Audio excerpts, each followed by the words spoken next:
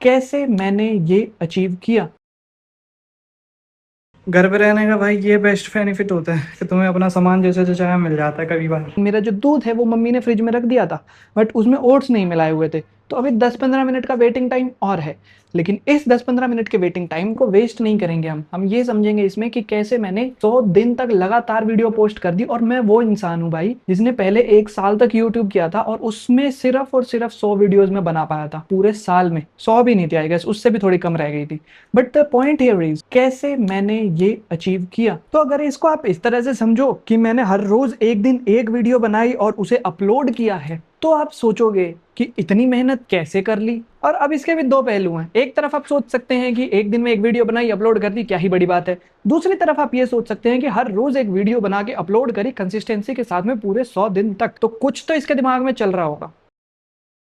और मैं ये भी नहीं कहूंगा कि भाई नहीं चल रहा था, बिल्कुल चल रहा था। मेरे दिमाग में बहुत ही एक क्लियर आइडिया चल रहा था, वो ये कि अगर मैं 100 दिन तक लगातार वीडियो पोस्ट कर पाता हूं तो मेरे पास में एक ऐसी आइडेंटिटी होगी जो आज तक इंटरनेट ने नहीं देखी थी। मेरे पास में पूरे 100 दिन वो होंगे मेरे जीवन के जो मैंने डॉक्यूमेंट कर लिए। और बस यही आइडिया था जिसने मेरे दिमाग को इतना तेज दौड़ाया कि मैंने बिना सोचे समझे 28 जनवरी से व्लॉग डालने स्टार्ट कर दिए और अब मैं 100 व्लॉग्स पूरे कर चुका हूं। Thank you so much for your support जो आप लोग दिखाते हैं। आपके कमेंट्स मेरे को मोटिवेट करते हैं। यस, जिस दिन आप कमेंट नहीं करते हो मैं आप लोगों को मिस करता हूँ। यस, एक टाइम आएगा जब मैं वीडियो नहीं डालूंगा अगर किसी दिन बाय चांस, तो आप लोग मुझे मिस करोगे। आप मेरी 8 बजे वाली वीडियो का वेट करोगे क्योंकि हम तब तक एक कनेक्शन बना चुके होंगे। और अब हमारे 100 से भी ज्यादा व्लॉग्स हो चुके हैं और एक आइडेंटिटी बन गई है कि इस लड़के का व्लॉग रोज सुबह 8 बजे आ ही जाता है। आपको नहीं पता था?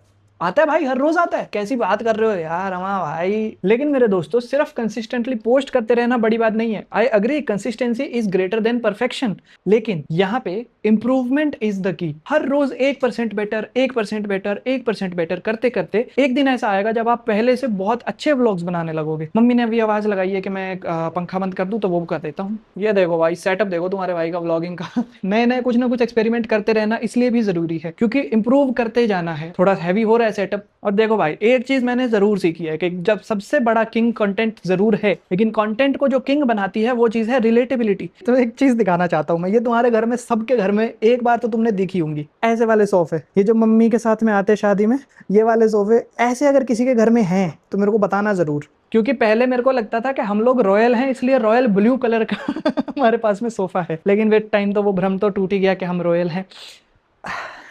एक और चीज जो मेरे और कई और ब्लॉगर्स के साथ में हुई है वो ये कि लोगों को लगता है कि ये कंटेंट बनाना बहुत इजी है, कि मतलब करना क्या है, कैमरा उठाना है, बोलना है, बोलना बंद नहीं होना चाहिए, पैसा ही पैसा। क्या ऐसा सच में होता है? नहीं। मैं बहुत दिनों से काम कर रहा हूँ, मेरे पास में पार्सल्स भी आते हैं ब्रांड्स के, लेकिन पैसा है अभी नहीं है। बट बात यहाँ पे मेहनत की हो रही है। तो मेहनत की बात अगर मैं खुद करूंगा तो तुम्हें लगेगा कि अरे हाँ हाँ अपनी तारीफ करता रहता है। मैं तुम्हें मम्मी से पूछवाता हूँ कि क्या सीन है।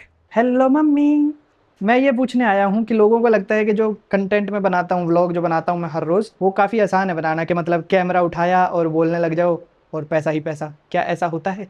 ना तो कैमरा उठा के बोलना आसान, ना कैमरे के सामने जाके बोलना आसान। ठीक है, बहुत मुश्किल है। कैमरे के सामने आवाज नहीं निकलती, ये भी एक हुनर है। इस हुनर की हर इंसान को कदर करनी चाहिए, पर बहुत मेहनत लगती है।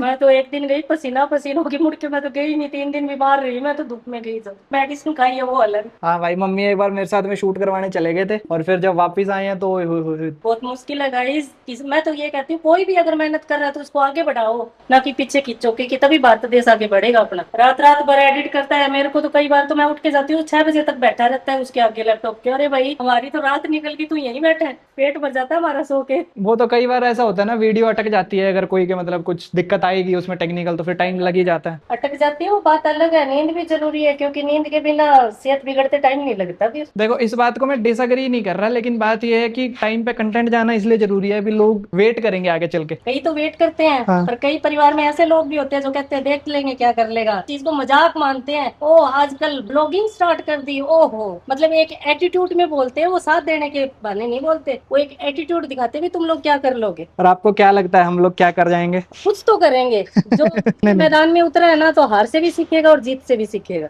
दोनों चैलेंज है जिंदगी के। आइदर यू विन और यू लर्न वाली बात है दोस्तों। अब मेरे ओट्स तैयार हो चुके हैं, अब मैं बैठ के खाना पसंद करूंगा। मुझे थोड़ी सी देर की मोहलत दीजिए, मैं अभी लौट के आता हूँ।